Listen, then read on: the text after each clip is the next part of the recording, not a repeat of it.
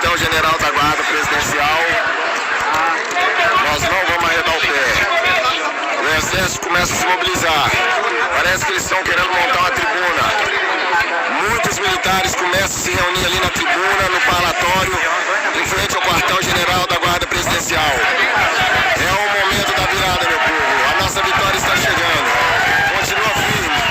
Tamo junto, Brasil. Vamos pra cima. 9h57 da manhã. Vem pra rua, meu povo.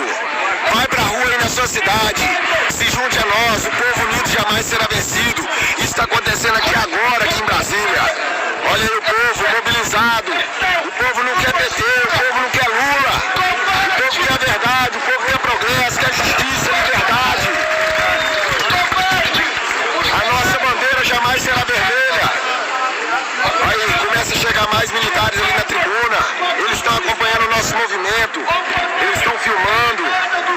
Eles estão do lado do povo.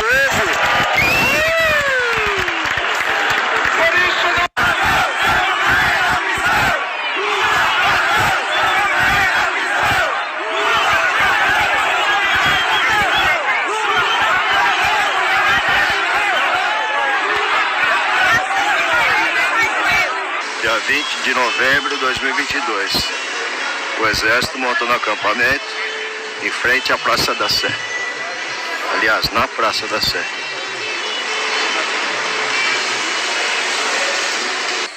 De novembro de 2022, Praça da Sé. Exército tomando conta, montando o QG. Aqui é a resposta que o povo tá querendo aqui, ó. Tá começando, tá só começando. É isso aí, ó. Para dizer que é fake news, tô mostrando a minha cara. Praça da Sé tomada, cara. Brincadeira, tô ficando mole mesmo. Aqui, ó. Praça da Sé. Aqui, ó. Vai, Brasil, Brasil dá a resposta aqui, ó. O Exército vai responder o povo brasileiro.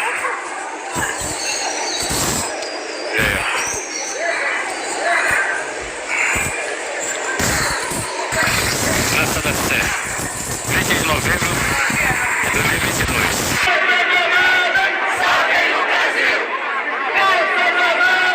Salve o Brasil!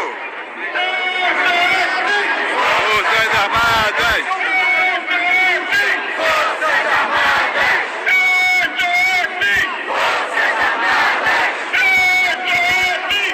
Forças Armadas! 20 de novembro de 2022. Boca da Barra em Itajaí sendo fechada pelos barcos de pesca. Ninguém entra e ninguém sai. Agora, nesse momento.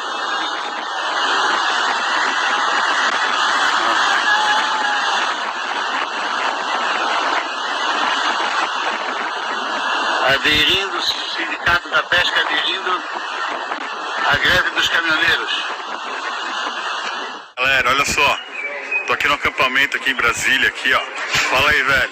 O que tem aí? O que tem aí? Aqui, ó, chegou de doação aqui, ó, de gente desconhecida. Um dos 200 milhões de líderes que tem no país. 120 barracas de primeiro grau. Tá aqui, ó. 120 barracas dessa aqui que cabe 6 pessoas. E 300 capas de chuva. Ninguém sabe nem de onde veio, mas veio. Entendeu? E estamos aqui para isso. Saia de casa, não fique no sofá do WhatsApp, não. Quantas barracas são? Foram 120 barracas, 120 300 barracas para 6 pessoas cada barraca. 6 pessoas. Mais 300 capas de chuva. 300 de primeira capas. linha. E ninguém sabe de onde veio. Tá chegando aqui, porque esse movimento não vai acabar enquanto essa eleição não for anulada e a gente tirar qualquer possibilidade de subida da rampa daquele ladrão, daquele bandido safado. Brasil. Fala aí, irmão, abraço.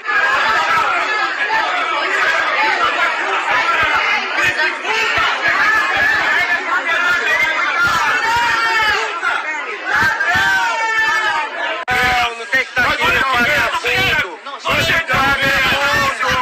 Ladrão, ladrão, ladrão, ladrão, ladrão, ladrão, ladrão, ladrão, ladrão, ladrão, ladrão, ladrão, ladrão, ladrão, ladrão,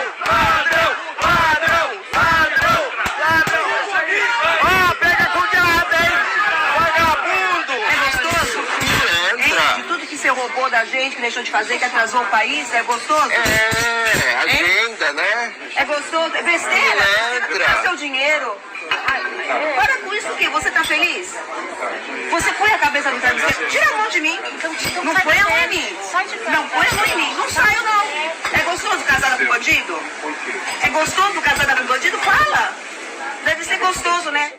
Oi pessoal, boa tarde para todos vocês. O assunto é muito importante e eu vou falar o que eu tenho que falar e vou pedir para vocês compartilharem. Veja só, é o seguinte, gente, os generais não querem conversa com o PT de jeito nenhum. Veja isso, os generais se recusando a conversar com a equipe de transição. Isso é muito importante, isso é muito delicado. E eu vou explicar para vocês que isso, quem me falou muito em off, né? Não pediu até para não ser identificado, mas é óbvio, gente, é uma conclusão óbvia que os generais não querem conversar com a equipe de transição. Como é que um general de exército que tem uma carreira construída, cheio de elogios, cheio de trabalho orgulhoso em defesa da pátria, vai se sentar com bandidos? Como é que nós vamos fazer isso? Como é que nós vamos fazer a união de generais do exército para conversar com bandidos, com uma quadrilha? Então está muito difícil isso acontecer, eles não querem se sentar mesmo. Você imagina eu, como coronel da polícia, me sentar com um bandido, conversar e ficar trocando ideia, ficar falando de política, ficar falando de defesa nacional? Ainda mais com essa ameaça que eles estão tendo no cangote deles, de acabar com as Forças Armadas, de nós não termos mais Forças Armadas e entregarmos as nossas fronteiras para A, para B ou para C. Lembre-se que em volta do Brasil, todos os países, com exceção do Uruguai e do Paraguai, são todos países de esquerda. Se nós abrirmos as nossas fronteiras, acabou o Brasil. Os comunistas vão invadir aqui mesmo. Isso é um dos vários motivos pelos quais os generais não querem papo de jeito nenhum. É muito importante, muito delicado esse momento. As coisas estão andando de uma forma muito tensa. A corda está super esticada mesmo. E não há como a gente colocar um azeite, azeitar essa conversa, porque é água e óleo mesmo. Não se misturam. Imagina um general dizendo assim: eu aceito ser o ministro da defesa, eu aceito ser o comandante do exército, eu aceito ser o comandante da aeronáutica, eu aceito ser um comandante da marinha, que são todos generais. Eles vão perder o nome, vão perder a honra, o nome vai ser jogado no bueiro, né? Ele não vai fazer isso, jogar a sua carreira, o seu nome que ele demorou para construir, desde quando entrou nos bancos escolares das academias, seja na AMAN, Academia Militar das Agulhas Negras, na AFA, Academia da Força Aérea, ou na Escola Naval, que é de onde saem os oficiais que chegam ao posto de general 4 estrelas, e cada um então pode chegar a comandar a sua força, Marinha, Exército e Aeronáutica. Você imagina se eles vão conseguir olhar na cara de bandidos que já sabem exatamente o que esses bandidos fizeram no passado?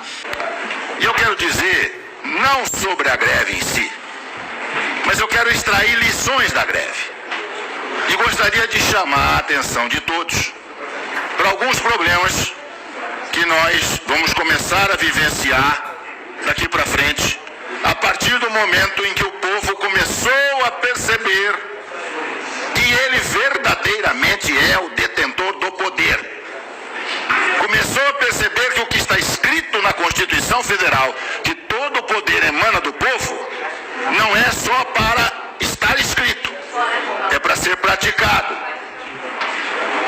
E isso vai causar muitas mudanças na nossa vida e principalmente na vida política deste país. O que está acontecendo, ou o que aconteceu, pode surpreender apenas quem nunca estudou história. Quem estudou história, quem estuda, sabe que estas coisas não são novidades. Elas ocorrem em vários lugares do mundo há muitíssimo tempo. E eu já falava sobre a greve dos caminhoneiros há mais de 30, que eu dizia em sala de aula que um dia os caminhoneiros descobririam aqui o poder que possuem. E que o dia que isso acontecesse, nós viríamos coisas que nunca pensamos em ver. O que eu era? Uma pitonisa? Um adivinho? Não, um sujeito que estuda e que conhece a história. E eu convido os senhores também, se quiserem entender o que eu estou falando, a procurarem. Não temos mais videolocadora, mas procura no Netflix, procura no Now, 2 filmes. Um chamado Fist, F-I-S-T, com o Sylvester Stallone, antes dele ser o Rambo, antes dele ser o Rock. Ou então peça um filme chamado Hoffa, H-O-F-F-A, com Jack Nicholson. Os 2 filmes tratam do mesmo problema. O que os caminhoneiros fizeram nos Estados Unidos na década de 60. O presidente do Sindicato dos Caminhoneiros da América do Norte, dos transportadores de carne, de carga, o Jimmy Hoffa, um dia à noite foi buscado em casa por 4 pessoas e nunca mais se ouviu falar dele. Nem o rastro, nem o cheiro. Provavelmente está sepultado em um pilar de ponte que estivesse sendo concretado naquele momento, ali em Nova York. E lá nos Estados Unidos inteiro dizem que foi o Kennedy quem mandou matá-lo, porque não aguentava mais o que os caminhoneiros estavam fazendo com o governo americano. Assistam o filme. Tem 50 anos esse filme. E eu já dizia para os meus alunos, então, o dia que os caminhoneiros do Brasil descobrirem isso. E os caminhoneiros do Brasil não tinham a organização que os americanos tinham, porque isso foi possível graças ao rádio PX que eles tinham em cada caminhão. Cada caminhão tinha um rádio PX, num determinado momento houve um comando e eles simplesmente pararam os Estados Unidos. Nós não tínhamos rádio PX, mas de repente descobrimos que temos uma coisa que funciona quase tão bem ou melhor, chamado WhatsApp. Os senhores não fazem ideia do que o WhatsApp vai fazer daqui para frente. Se a sociedade brasileira descobrir que se ela se organizar, ela tem o mesmo poder, nós vamos ficar abismados com as coisas que vão acontecer nesse país. Eu estava nos Estados Unidos em 1976, estudando, e eu frequentava um supermercado que ficava pertinho do apartamento onde eu morava. E lá eu comprava café brasileiro, café cacique. Pois um dia eu cheguei no supermercado, havia uma placa na prateleira onde estava o café, cheio de latinha de café cacique, e a placa dizia assim: não compre café brasileiro. E eu fiquei surpreso, eu falei, se o proprietário não quer vender café brasileiro, é só tirar da prateleira. E aí eu fiquei sabendo que era uma entidade de organização civil, de defesa dos trabalhadores da indústria de calçado dos Estados Unidos, de calçado, que tinham colocado aqueles cartazes em todos os supermercados nos Estados Unidos. E aí procurei saber junto ao meu professor na escola o que estava acontecendo, e ele disse: o sapato brasileiro está entrando nos Estados Unidos a um preço muito baixo e está tirando emprego dos trabalhadores americanos. E nós suspeitamos que é o governo brasileiro que está isentando de impostos os calçados. Por isso que eles estão chegando aqui a esse preço aviltante. E o sapato é melhor do que o nosso, e vende mais, e nós estamos perdendo emprego. Então o que nós vamos fazer? Boicotar os sapatos? Não! Inteligentemente boicotaram o principal produto de exportação do Brasil, que era o café. E puseram a tabuleta: não compre café brasileiro. Aí perguntei ao professor, mas por que o dono do supermercado deixa colocar no supermercado dele um cartaz desse que prejudica ele? Ele disse, porque se ele não deixar, eles vão boicotar o supermercado inteiro. Inteiro. Eles vão ficar na porta do supermercado com placas avisando que ali tem gente contra os interesses dos trabalhadores americanos. Isso chama-se organização da sociedade civil. A Coca-Cola mudou nos Estados Unidos a fórmula da Coca-Cola botando um pouco mais de açúcar na fórmula. Surgiu uma coisa que ninguém sabia que existia: a Sociedade Americana dos Bebedores de Coca-Cola sabor tradicional. E boicotaram a Coca-Cola, que foi obrigada a recuar e voltar a fabricar Coca-Cola na fórmula antiga. Isso chama-se Organização da Sociedade Civil. A hora que nós descobrimos isso aqui no Brasil, nós vamos ver o que vai acontecer aqui. Se nós tivéssemos aqui, ao invés de presidencialismo, parlamentarismo, o senhor sabe o que teria acontecido essa semana que passou? Tinha caído o governo. Na Itália, o primeiro-ministro foi escolhido há uma semana, já caiu. O governo cai no momento em que não tem o apoio do povo. A hora que o povo vai para a rua e o povo reivindica, e como os caminhoneiros fizeram sabiamente, sem violar a lei, os caminhoneiros não violaram a lei. Eles têm todo o direito de não transitar. As estradas estavam abertas. Eles estavam parando em áreas privadas. Não interditaram coisa nenhuma.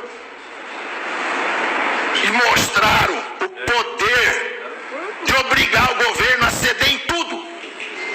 Eu faço ideia se eles tivessem posto na lista de reivindicações, depois de diminuir o diesel, a renúncia do presidente. Quero ver o que o presidente ia falar para eles. Eu não renuncio, então não termino a greve. Verdade. Eu ia ver o que ia acontecer. Senhores, abram o olho. Governadores, prefeitos, abram o olho. O povo está descobrindo que ele tem poder. E a hora que ele exercer esse poder, nós vamos ver muita mudança nesse país. Muito obrigado. O ministro do Supremo Tribunal Federal, Luiz Roberto Barroso, precisou deixar a cidade onde estava com a família em Santa Catarina após manifestações contra o ministro. Carlos Magalim volta à nossa programação com mais informações.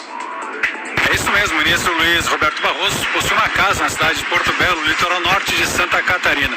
Ele estava em um restaurante da cidade, jantando com a sua família, quando foi reconhecido por populares que passavam pelo local. A partir daí, começaram a se reunir em frente a esse estabelecimento comercial e proferir palavras, ofensas ao ministro do STF. Ele se retirou do estabelecimento e foi para sua casa, em Porto Belo mesmo, com a família, aonde esses manifestantes foram em frente à sua casa e ficaram até por volta das 4 horas da manhã desta sexta-feira, soltando fogos de artifício e também gritando palavras de ordem em frente à casa. Quando o ministro, com a sua equipe de seguranças e com o apoio e o auxílio da Polícia Militar de Itapema e Porto Belo, saiu da casa em direção ao aeroporto da capital Florianópolis, aeroporto Hercílio Luz. Ele foi escoltado pela Polícia Militar da cidade até a divisa com o município de Tijucas, de lá seguiu para o aeroporto. Manifestantes reconheceram o ministro e assim fizeram essa manifestação. Ele não registrou boletim de ocorrência no município de Itapema, segundo a própria Polícia Militar, mas também não foi hostilizado. Foi uma manifestação pacífica, barulhenta, mas porém pacífica, em frente à sua residência no litoral norte de Santa Catarina, aqui na cidade de Porto Belo, próximo à capital Florianópolis. De Itajaí, Carlos Maganin. This investigation will be a top priority. We are releasing a report today that details what we have uncovered. We are also sending letters to the Biden administration officials and Biden family associates renewing our request for voluntary production of documents relevant to this investigation. This is an investigation of Joe Biden, the President of the United States, and why he lied to the American people about his knowledge and participation in his family's international business schemes. National security interests require the committee conduct investigation, and we will pursue all avenues that have long been ignored. Committee Republicans have uncovered evidence of federal crimes committed by and to the benefit of members of the President's family. These include conspiracy or defrauding the United States, wire fraud, conspiracy to commit wire fraud, violation of the Foreign Agents Registration Act, violations of the Foreign Corrupt Practices Act, violations of the Trafficking Victims Protection Act, tax evasion, money laundering, and conspiracy to commit money laundering. The Biden family's business dealings implicate a wide range of criminality, from human trafficking to potential violations of the Constitution. In the 118th Congress, this committee will evaluate the status of Joe Biden's relationship with his family's foreign partners and whether he is a president who is compromised or swayed by foreign dollars and influence. I want to be clear. This is an investigation of Joe Biden, and that's where the committee will focus in this next Congress. Eu ouvi algo agora bem interessante. A gente não precisava nem parar o Brasil, bastava parar o mundo, né? E como é que para o mundo, Moraes? Basta os caminhoneiros não pegarem nada dos portos nem dos aeroportos, que entram no Brasil e que saem do Brasil. Se não tiver caminhoneiro levando mercadoria para os portos e nem retirando, eles não vão ter aonde colocar essa mercadoria, os navios vão travar. Vai chamar a atenção do mundo isso de uma forma como nunca chamou antes. A China é que mais está ferrada, porque o tanto de coisa que entra aqui, né, que vem de lá e que sai, imagina o caos que isso aqui não viraria, né? O mundo, Europa, Estados Unidos, China, está na mão dos caminhoneiros. Não precisava fechar nem o Brasil, não. Bastava fechar lá. Bastava não mover mercadoria dos portos e nem dos aeroportos. 2 dias os aeroportos não iriam ter lugar para colocar mercadoria. Iria travar os aeroportos. Os aviões não conseguiriam voar, né? Porque não teria nem como colocar as mercadorias. Aliás, não teria nem mercadoria para colocar nos aviões, né? Eles iriam só trazer. Mas iam ficar tudo empilhadas lá e não teria para onde eles levarem. Imagina se isso chega nos ouvidos dos caminhoneiros, gente, um negócio desse. Lascou, né? Lascou para a Europa, principalmente, China e Estados Unidos.